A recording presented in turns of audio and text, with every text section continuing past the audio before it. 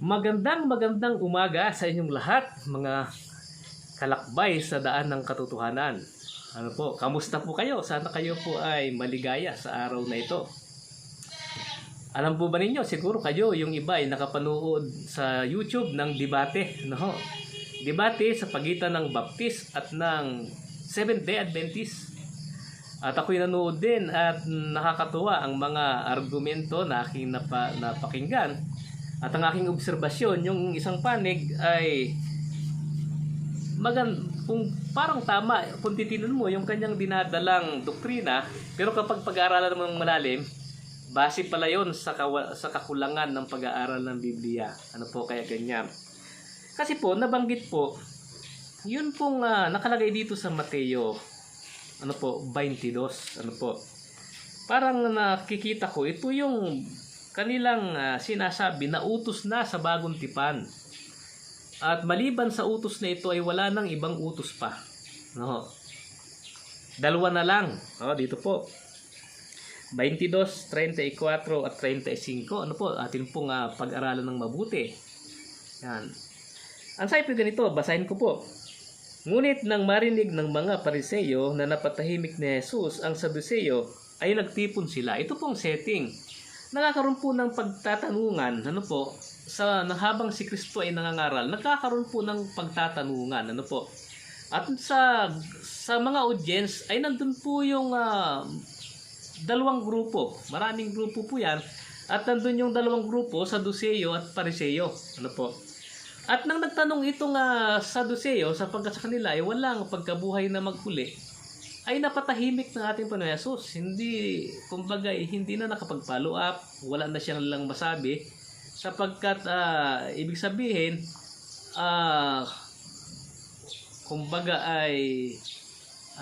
refuted yung kanilang argumento, na-refute yung kanilang argumento. At nung nakita, nagtipon yung mga Pariseo, nagtipon. Dahil yung isang grupo, matindi rin yun, napatahimik. Usap-usap sila.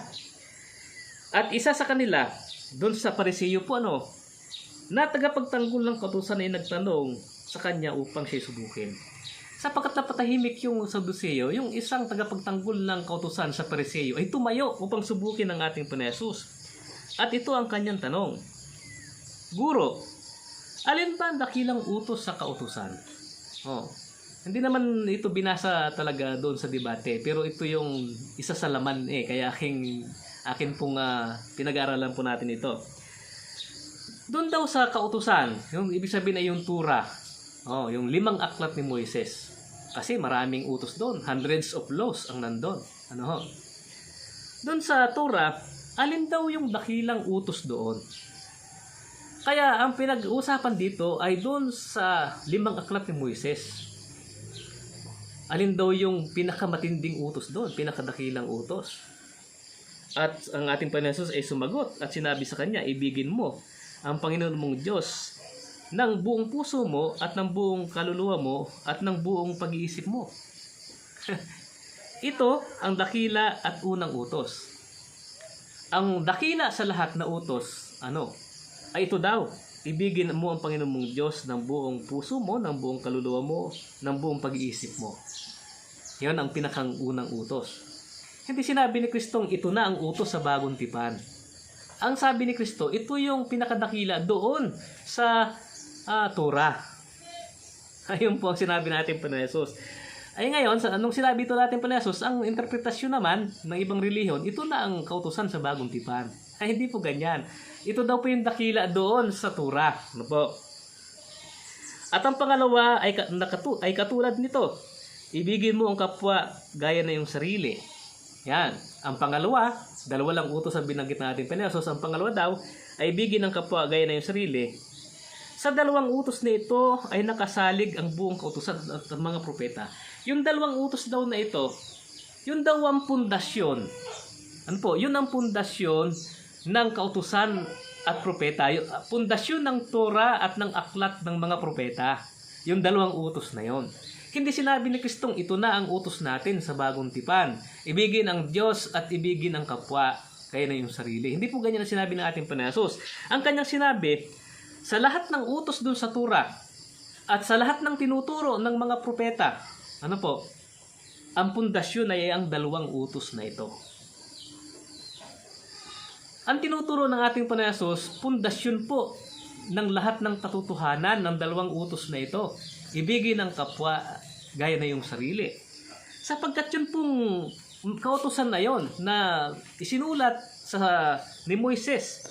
Ito po kasi mga aral. Ano ho? Hindi nakalagay po yan dito sa 7 ng Gawa. Kapitulo 7, talatang 38. Ganito po ang pagkabanggit. Ito yaong naroon sa kapulungan sa ilang nakasama ng anghel na nagsalita sa kanya sa bundok ng Sinai at kasama ang ating mga ninuno na tumanggap siya ng buhay na aral upang ibigay sa atin. Yung aral na yun na binigay kay Moises ay aral, buhay na aral para ibigay sa atin. Para daw po kanino yun? Para po sa atin. Ano ho? At ang pundasyon noon, sabi ni Kristo sa Mateo 22, ay ibigin mo ang Panginoon mong Diyos gaya na yung ng buong lakas mo, ng buong pag-iisip mo, ng buong puso mo. Yun ang pangunahing utos. At ibigin ang kapwa gaya ng iyong sarili, ito daw po yung, dito daw po nakasalig ang kautusan at mga propeta. Yun daw po ang pundasyon ng kautusan at ng mga propeta. Yan ba ay bagong utos? Yang ibigin ang Panginoon mong Diyos sapagkat pinapalabas na yan ay bagong utos yan. Ayun po yung napakinggan ko dun sa debate. Ito'y bagong utos na binibigay ko sa inyo at yung nga daw po ibigin ang Panginoong Diyos at ibigin ang kapwa. Bagong utos ba yan? Yun po isang pagkakamali pa na aking napansin.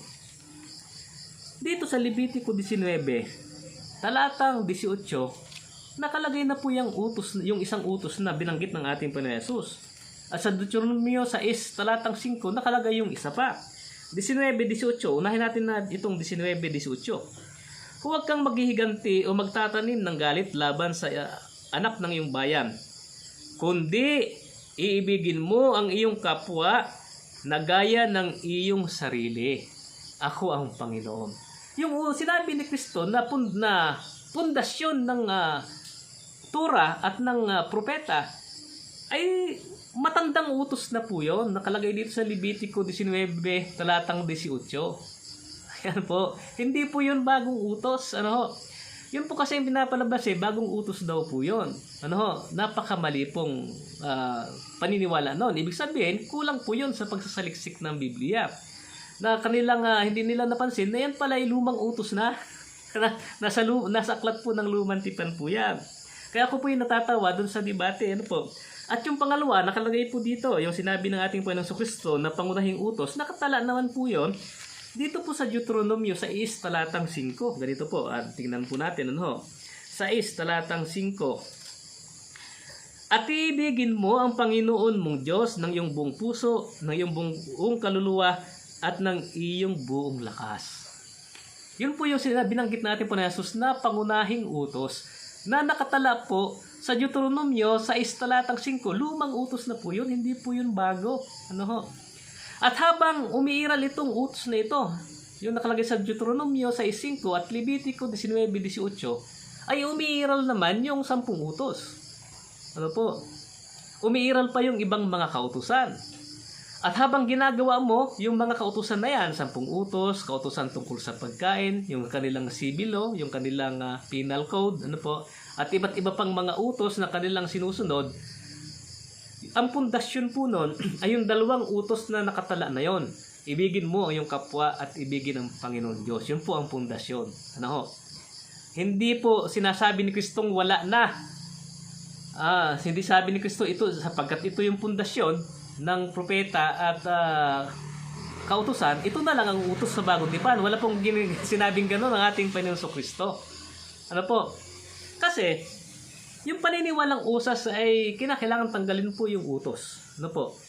Kinakailangan tanggalin po talaga yung utos. Pag sumampalataya ka, kinakailangan wala na yung utos para manatili kang ligtas. Mananatili kang hindi nagkakasala kasi walang utos Wala na yung utos na wag kang papatay. Ay kung sila man ay hindi sinasadya ay nakapatay, hindi tuturing po yan na kasalanan sa kanila. Bakit? Wala na yung utos na wag kang papatay. Kaya once saved, always saved. Ano po? Totoo ba yan? Nakapigay sumampalataya ay hindi ka na magkakasala. Mali po yan. Nakalagay po dito sa Biblia na nagkakasala pa rin. Unang Juan, Kapitulo 1, talatang 7 hanggang 10. Ganito po ating mababasa.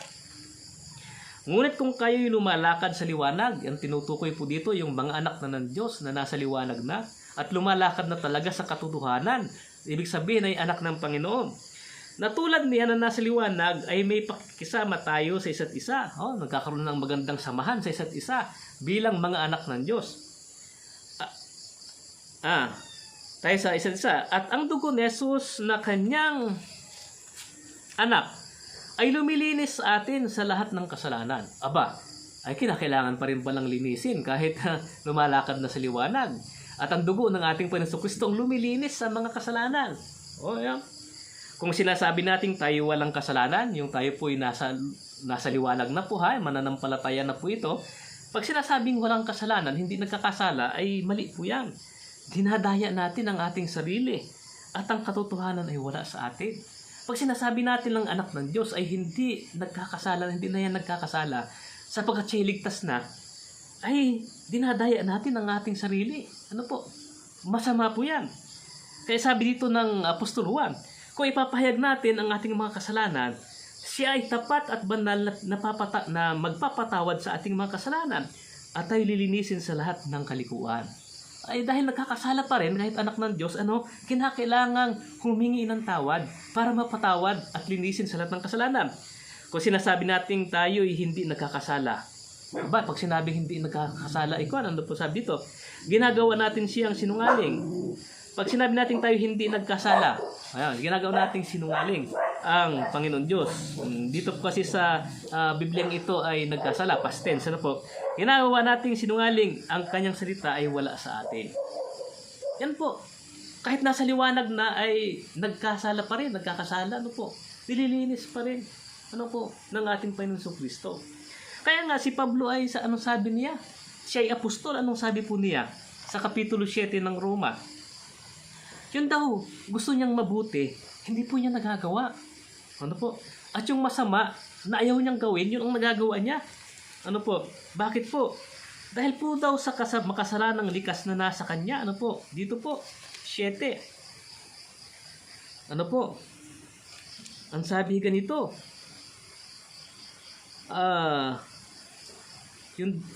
sabi po dito, tinitingnan po natin. Ay, Korinto pala ito, kaya hindi ko makita. Sabi ko, wala yung talata na aking hinahanap. 7. Sabi po ganito. Ngunit kung hindi ko nais, 14 muna, sapagkat nalalaman natin na ang kautusan na espiritual, yung kautusan po ng Diyos ay espiritual daw po. Ngunit ako'y makasalanan na ipinagbili sa ilalim ng kasalanan. Sapagkat ang ginagawa ko hindi ko nalalaman, sapagkat ang hindi ko nais ang ginagawa ko, subalit ang kinapuputan ko, yun ang ginagawa ko. Ngunit kung ang hindi ko nais ang siya kong ginagawa, sumasang-ayon akong mabuti ang kautusan. Mayroong kautusan ang Diyos na mabuti sa talatang 12 po kasi. Kaya nga ang kautusan ay banal at ang utos ay banal at matuwid at mabuti. May 10 utos ang Diyos na banal, matuwid at mabuti. Pero si Pablo, kahit siya apostol, ay meron daw siyang makasalanang likas. Siya po yung makasalanan at pinagbili sa ilalim ng kasalanan. Ang ginagawa daw niya ay gusto niyang gawing mabuti, hindi niya nagagawa. At yung masama na ayaw niyang gawin, yun ang kanyang nagagawa. Bakit ganyan? Sapagkat meron pong 2 utos na binanggit si Pablo dito sa Aklat ng Roma na hindi po napag-aaralan ng maraming sekta ng relihiyon. Na dapat ito talaga ay himaying mabuti. Ano yung 2 utos na ito? Sa talatang 23 ay ito. Subalit nakikita ko ang kakaibang kautusan sa aking mga bahagi na nakikipagbaka laban sa kautusan ng aking pag-iisip. At ako'y binibihag sa ilalim ng kautusan ng kasalanan na nasa bahagi ng aking katawan. Meron pong kautusan na nasa pag-iisip ni Pablo at ang kautusan na nasa kanyang katawan, yung makasalanang likas. Yung kanyang makasalanang likas ang dahilan, kaya ang gusto niyang gawin na mabuti, hindi niya magawa. Yung sinasabi ng kautusan na mabuti, hindi niya magawa sapagkat meron siyang makasalanang likas. At itong makasalanang likas na ito ay lumalaban dun sa kautusan na nasa kanyang isip. Sapagkat ang isip niya ay gusto niyang gawin ng mabuti. At nilinaw ni Pablo na yung kautusan na nasa kanyang isip, ito daw po yung kautusan ng Diyos, yung 10 utos. Ito, tingnan po natin mabuti. Ngunit salamat sa Diyos sa pamagitan ni Jesucristo na Panginoon natin. Kaya nga ako mismo ay naglilingkod sa kautusan ng Diyos sa pamagitan ng aking pag-iisip. No? Yung kautusang nasa pag-iisip niya, ayun yung kautusan ng Diyos. Yung 10 utos, Ngunit yung kautusan na nasa kanyang laman ay kautusan ng kasalanan. At ang sabi dito sa talatang 23, napapasailalim siya sa kautusan ng kautusan ng kasalanan. Kaya yung terminong ilalim ng kautusan, ang tinutukoy doon ni Pablo ay makasalanang likas. Pag nakabasa kayo ng ilalim ng kautusan, ang ibig sabihin po niyan ay makasalanang likas. Yun po, At nung tayo ay hindi pa sumasampalataya kay Kristo, ang ating buhay ay makasalanan. At hinalintulad po ni Apostol Pablo ang ating buhay na makasalanan sa pag-aasawa sa 7:1 patuloy ng Roma. Na sa kautusan daw, kapag isang tao ay may asawa, hindi siya pwedeng mag-asawa ng iba sapagkat natatali pa siya doon sa dati niyang asawa. Kinakailangan mamatay yung una niyang asawa para kung mag-asawa siya, hindi na siya hahatulan ng kautusan na mga lunya. Di po baga? Ngayon, sapagkat ang ating buhay ay natatali sa kasalanan, alipin tayo ng kasalanan, kinakailangan mamatay yung kasalanan. Sa atin, yung kautusang nasa laman ay mamatay. Yung makasalanang likas, yung pong ibig sabihin po nito. Pag namatay yung makasalanang likas, yung kautusang nasa laman natin, yung ating makasalanang likas, ay pwede na tayong maging asawa ni Kristo. Sapagkat si Kristo ang kasintahang lalaki ng iglesia. Napakalinaw po yan sa Biblia. Pwede na tayong maging anak ng Diyos. Kaya namatay po tayo sa kasalanan sa kapitulo 6 ng Roma nang tayo po'y bautismuhan. Kaya mapapansin po ninyo, dito po kasi sa aklat ng Roma, binabanggit po ang 2 kapanganakang muli. Na binabanggit po ng ating Panginoong Jesus. Nasabi natin pa na Jesus, kinakailangang ipanganak ng tubig at ng Espiritu. Yung kapanganakan tubig ay pinaliwanag ni Pablo sa Roma kapitulo 6. At yung kapanganakan sa Espiritu ay pinaliwanag naman niya sa kapitulo 8 ng Roma. Nung tayo po'y nabinyagan at tayo po'y ipinanganak na muli sa tubig, nagkakasala pa rin po tayo, sabi ni Pablo. Kaya sabi niya, yung kanyang daw gustong gawin na mabuti hindi niya magawa. At ang nagagawa niya ay yung masama, sapagkat nananatili sa akin yung makasalanang likas sa kapitulo 7. Kaya nga po, yun ang kalagayan niya. Kinakailangan po naman na lumakad tayo sa Espiritu, sapagkat ito naman po yung kapanganakan sa Espiritu. Lumalakad tayo sa Espiritu. Kaya nga po dito, wala nang hatol sa mga nakay Kristo Jesus. Sapagkat ang kautusan ng Espiritu ng buhay na nakay Kristo Jesus ay nagpalaya sa atin mula sa kautusan ng kasalanan. Alin po yung kautusan ng kasalanan? Balik po tayo sa 23 ng Roma Kapitulo 7. Yung makasalanang likas na nag-uudyok sa atin yung kasalanan ang dahilan bakit hindi natin magawa ang gusto ng Diyos.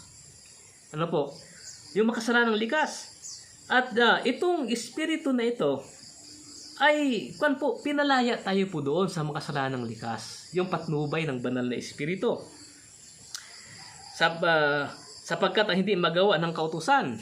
Yung kautusang binabanggit po dito, hindi 10 utos. Balik uli po tayo doon sa talatang 23. Yung kautusan na nasa ating laman, na nakikipaglaban sa kautusan ng Espiritu na nasa ating isip, yung ating makasalanang likas, hindi magawa ng kautusan na nasa ating katawan, yung mabuti. Sapagkat hindi magawa ng kautusan, yamang pinahina ng laman. Ay ginawa ng Diyos sa pagsusugo ng kanyang sariling anak na nag-anyong makasalanang laman at tungkol sa kasalanan ay hinatulan niya ang kasalanan sa laman. Nag-anyong makasalanan ng ating Panginoong Kristo. Kinuha niya yung likas ng makasalanang tao at namatay siya sa cross na yung makasalanang likas na yun ay kinakailangang mamatay sa cross. Kaya sabi ni Pablo, ako'y napakong kasama ni Kristo sa cross. At ang nabubuhay ay hindi na yung aking sarili, kundi ako'y nabubuhay na kay Kristo. upang ang makatuwirang itinatakda ng kautusan. Ano ba yung tinatakda ng kautusan? Huwag kang papatay. Ano po? Huwag kang mangalunya. Huwag kang magnanakaw. Yung tinatakda niya na dapat natin gawin na hindi natin masunod-sunod dahilan sa makasalanang likas ay matupad sa atin. Mangyari sa atin. Na hindi lumalakad ayon sa laman kundi ayon sa Espiritu. Yan po. Kaya sabi dito, may utang tayo sa Kanya sa talatang 12. Sapagkat kung namuhay kayo ayon sa laman, kayo ay mamamatay. Subalit kung sa pamagitan ng Espiritu ay pinapatay ninyo ang gawa ng laman. Kaya nga po yung patnubay ng Espiritu ang paraan para tayo may panganak na muli. Sa pamagitan ng Espiritu, unti-unting napapatay ang gawa ng laman. Yung makasalanang likas na binabanggit ni Pablo na kautusan ng kasalanan. Yan po. Kaya sabi sa talatang 14, sapagkat ang lahat ng pinapatnubayan ng Espiritu ng Diyos ay sila ang mga anak ng Diyos. Ito po yung dapat nating liniin na namimiss ng maraming tagapagturo ng Biblia. Po? Na ang kautusang binabanggit dito ay ang makasalanang likas. Yung kung saan dapat tayong mamatay sa kautusang yaon. Yung makasalanang likas. Ano po? At mabuhay tayo sa kautusan ng Espiritu. Ano po? Na ito po rin po yung 10 utos na tinutulungan tayo ng Diyos na masunod ang 10 utos sa pamagitan po ng tulong ng banal na Espiritu. Napakaganda po nitong ating pag-aaral. Ano po? At yung kautusang inalis na kung saan namatay tayo doon, yung makasalanang likas ay unti-unting nawawala sa pamagitan ng patnubay ng banal na Espiritu. Unti-unting namamatay sa pamagitan ng banal na Espiritu. No? Sabi dito, sa pamagitan ng Espiritu ay pinapatay ninyo ang gawa ng laman. Ano po? Kaya nga po, napakaganda ng ating pag-aaral ngayon. Ang ating pag-aaral ngayon ay pagpapatunay talaga ng 10 utos ay umiiral pa. Ano po? At ang paraan para masunod natin ito ay may panganak tayo ng Espiritu. Yung Espiritu po ay gumabay sa atin upang masunod po natin ang tinatadhana ng banal na kasulatan na dapat nating gawin sa pang-araw-araw nating pamumuhay. Ano po?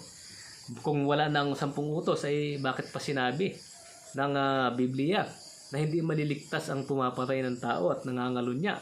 Unang Korinto Kapitulo 6 talatang 9 at 10. At nakalagay pa nga doon, huwag tayong padaya kasi pag sinasabi nating wala na yung utos, dinadaya po natin ang ating sarili. Pag sinabing hindi po tayo nagkakasala, ano po? Pandaraya po 'yan. Nasasabihing once saved, always saved, pandaraya po yan. Ano po? Sasabihin, sumampalataya ka na kahit yung hindi mo sinasadyang kasalanan, nakapatay ka, hindi yun kasalanan sapagkat wala naman yung 10 utos na. Ano po? Kaya, pag sasabihin natin hindi na nagkakasala, yun kasi ang posisyon ng once saved, always saved eh. Pag tunay ka na daw, sumampalataya kay Kristo, tunay kang ligtas, hindi ka na nagkakasala. Ay, mali po yun. Sabi po ng Biblia, dinadaya po natin ang ating sarili. At ang katotohanan ay wala sa atin. Tayo daw po ay sinungaling. Ano po? Kaya nga, ang sabi doon, huwag tayong padaya sa unang Korinto Kapitulo 6, 9 at 10.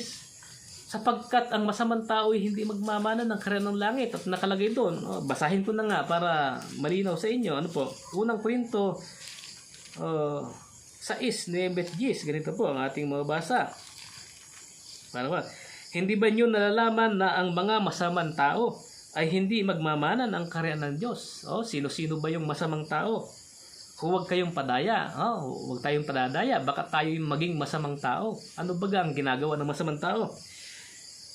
Ang mga mapikiapid, ang mga sumasamba sa Diyos-Diyusan, mga nangangalunya, mga binabae, nakikiapid sa kapulalaki, magnanakaw, 10 utos po ito masasakim, malungkot pati, manlalasing inakalagay ito, mga manlalasing, mga mapagmura, mga manggagancho ay hindi magmamana ng karyan ng Diyos. At sa 21:8 ng Apokalipsis, ang kanilang bahagi ay sa lawa ng apoy, susunugin sa impyerno. Ano po? Kaya napakalungkot po niyan. Kung wala na yung 10 utos na yan, ay bakit ang nakalabag diyan ay parurusahan ng apoy?